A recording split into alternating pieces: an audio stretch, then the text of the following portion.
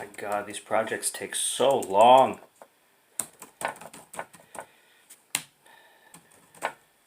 일하고 놀지 않고 용연을 멍청하게 만든다. 일하고 놀지 않고 용연을 멍청하게 만든다. 일하고 놀지 않고 용연을 멍청하게 만든다. 일하고 놀지 않고 용연을 멍청하게 만든다.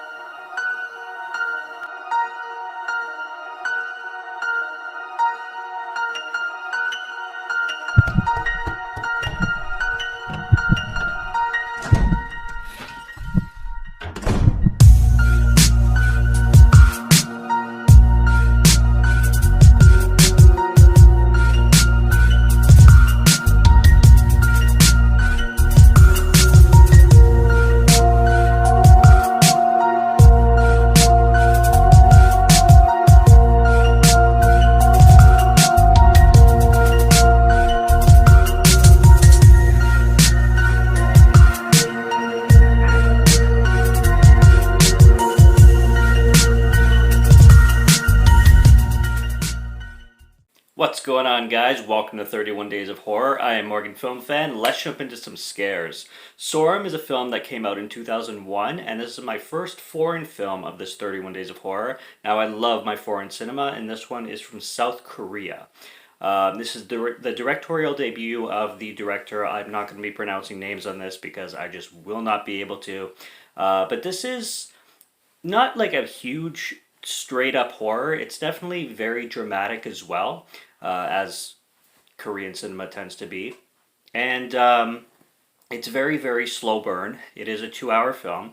And I really had a great time with it. I was very surprised with it. I didn't know how it was going to go. I had no idea what to expect, whether it was going to be kind of cheap or one of the higher end ones. And I really had a good time with it. It's a traditional ghost story. So Asian cinema is really, really good at doing ghost stories usually.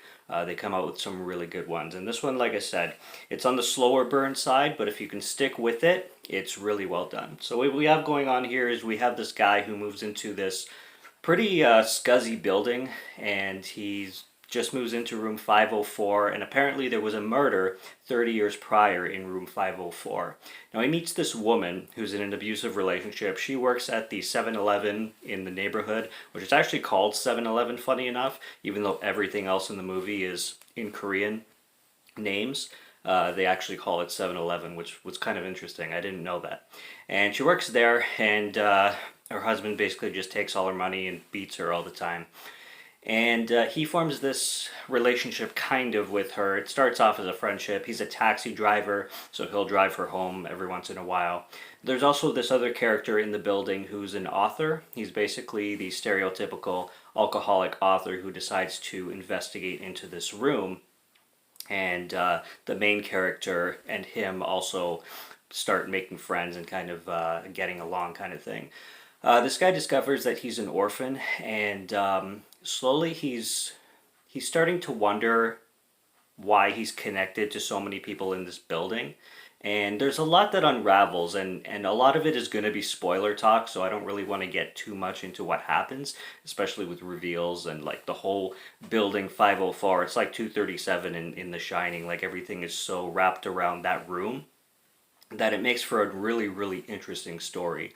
It's a pretty talky film. It's a very violent film. I mean, any foreign cinema is always different than American cinema kind of thing. Obviously, well, as the film goes along, there's going to be a lot of character development, and I really don't know how to talk about this film, like I said, without spoiling a lot of it. It's very moody though. There are some really crazy scenes in it. Because this guy's a taxi driver, sometimes he'll take on like passengers. In one scene, they're going down a tunnel, and there's this delivery guy in front of them on a motorbike, and he's just swerving around, blaring his music and everything. And the guy in the back seat basically tells the taxi driver to just run him over. He'll take full responsibility. I don't know how he's going to do that, but they don't, of course, and they just slow down. And later on, like literally 30 seconds later, they see the bike crashed, and the guy's like, yes, I'm so happy that guy that happened to him. He was having his fun, but now it got to him. And he's just like super cynical in the backseat of the car is just absolutely ridiculous. The female character I also really like. She's very complex, and her I will say this: her husband ends up dying at a certain point in the beginning of the film. So, for reasons I won't explain, but because of his death, it certainly unravels stuff with hiding his body, and it entangles their relationship a lot more after that. So things take a little bit of a darker spin, and things take a really dark spin, I will say too, with the author character, Mr. Lee. He's very, very obsessed with this room, and at the end it really raises questions on like how long he's been there, why he is studying the room. He really kind of, I'd say, answers a lot of questions to why so many things are connected to this new guy that just moved in. And this film, like I said, it's a slow burn, but once it gets into its third act, and I would say like the last 15 minutes are really when it starts to get impactful, and you're like, whoa, it has one of those twist endings like the others did. Very different ending. That's not a spoiler. I don't compare this ending to the others. I just compare the twist in the same kind of revelation that the others had, kind of thing, and how similar stories like that progress. So I think if you like foreign cinema, if you like South Korean cinema, Sorum is definitely one to check out. They knew how to do their ghost stories, and they do them very creepy, and I had a really good time with this film. So highly recommend Sorum, and that's day 22. Had a really good time with it, and until next video, subscribe to Morgan Film Fan if you'd like to listen to my voice, or if you like my film reviews. I will be back with more soon, so stay tuned for those. Check out what's on the channel already. Stay tuned for what's coming. Until next review, have a good one, take care, and cheers.